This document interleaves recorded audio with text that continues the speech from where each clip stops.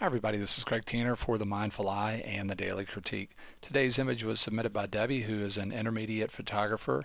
Debbie created this image in a stream in the Smoky Mountains. Debbie said the thing that really drew her to frame this scene was the relationship between this leaf and the rock. And Debbie shot this with a Nikon D300. She used an 18 to 200 millimeter zoom at 200 millimeters, and after the crop factor conversion, this is a 300 millimeter shot. And I love the way Debbie's used the long telephoto here to isolate a part of what she was seeing in the overall vision of this stream.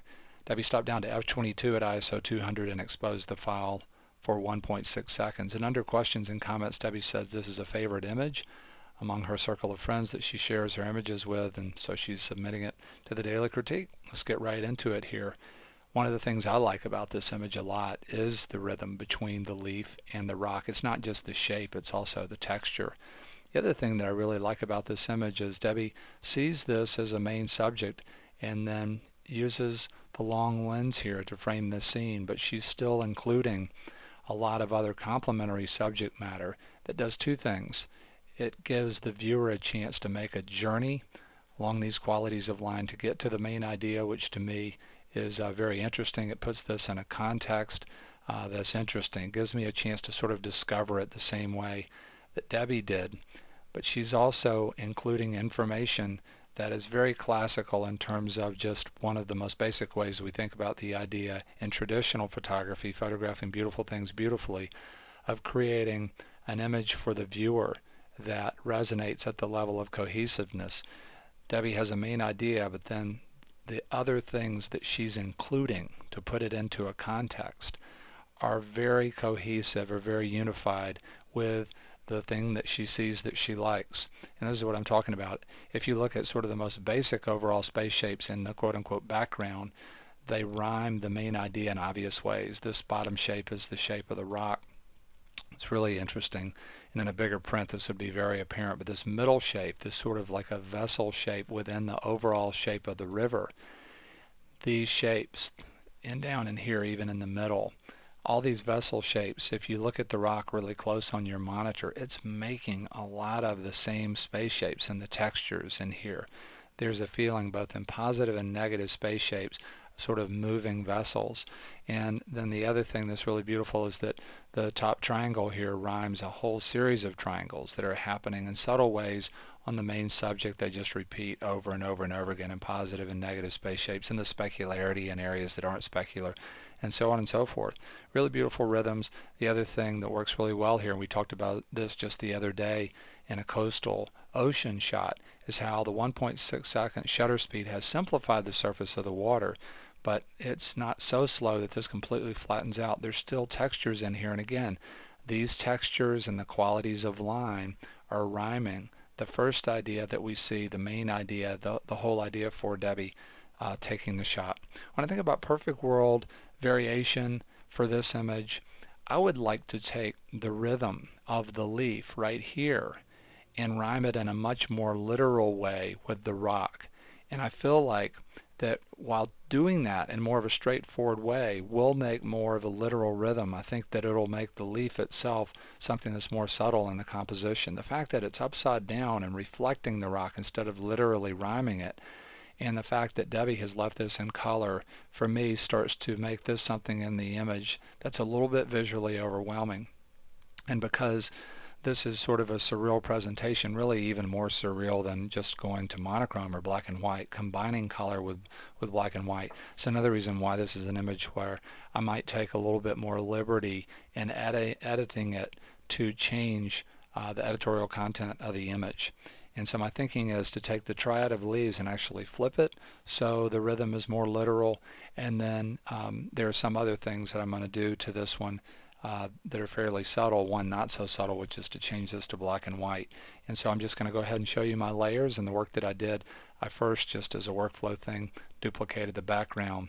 We're going to skip this layer for a second because I actually did this work at the end of my workflow working on the image, so I want to talk about that in a minute. One of the first things that I did to this image was do that flip that I'm talking about. I just went to the polygonal lasso and I made a selection around this trio of leaves, And I gave a wide berth at the bottom down here in my original selection, knowing that I'm going to take this and flip it and put the leading edge up here, and I'm going to need rock over the top of the leaf to cover up these guys underneath. And so here's that layer. That's flipping the rock.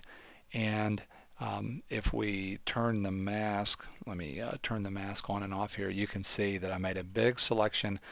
And when I'm doing this kind of work, a lot of times that's what I'll do. I'll make a big rough selection because who knows how much information that I'm going to need to sort of do the patching job that I'm doing within the image, just real basic compositing. The next thing that I did was just use the black and white adjustment layer to take the main subject, the leaf, and convert that to monochrome.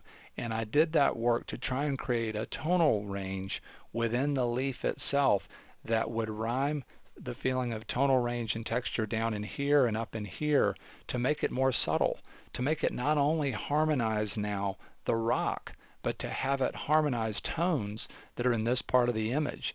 And I'm also thinking about the idea of just threes and how now this sort of gray texture here and here and here, that can be something that starts to tie the image together just with the tone, instead of having that color make that only potentially rhyme the rock. And now what you're going to see me do is just kind of feel my way through a series of changes to try and create a little bit more depth. But that's after something I forgot to mention, very important. That is turning this leaf down. Okay, and I did that with a curves adjustment. And I'll just talk about the points on the curve here in this adjustment. What I did was I sampled the leaf itself, and that was that point right there, and then I came way down here and flattened the curve out. So I not only turned the leaf down from a value standpoint, I also turned down the contrast by flattening out that point of the curve. And there's that change again.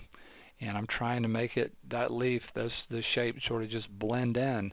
And something else I'll say right here is that by rotating this whole thing, I feel like there's not only a more sort of subtle and maybe elegant rhythm between this and the rock. By turning this, I feel like it's doing a more literal job of rhyming this shape right in here. And again, when this was flipped, it was another one of these sort of reflected upside down rhythms. And now these two ideas are playing off of each other in more of a direct rhyme, which I think creates a little bit more harmony. This is what I was talking about a second ago. There's just a variety of changes here to give this a little bit more depth from a tonal standpoint. I did a curves adjustment, the sort of overall. I played around with the layer where I painted with black and soft light blending mode to give some of those low end values in the middle of the image more dark value to sort of tone that down, while at the same time trying to create a little bit more of a feeling of form in there, the difference between light and dark. I did a curves adjustment to give a little bit more low end to the dark areas, again trying to drive a little bit more contrast. And then I felt like that top left hand corner just was still out of balance, and I started looking at it and I said, down here in this sort of idea, and then we've got the middle idea, and then we really sort of have three overall areas, there's quite a bit of tonal changes, and up here it just kind of becomes this flat triangle with the exception of this guy. So what I did was I came in and I cloned in that area of the image some texture and light area in here to create a little bit of a value change, a little bit of a striping effect right in there. And that's the work that I did up there to try and make that top part move a little bit more tonally like the bottom part is doing, and break it up a little bit more so that it's a little bit more balanced to the bottom part. Here's where we started, and here's where we ended up. And it'd be interesting to hear from Debbie or anybody else to see what they think about this from a visual design standpoint. I love Debbie's original idea, and I love her shot, and I can totally see why the people that she shows this to love it.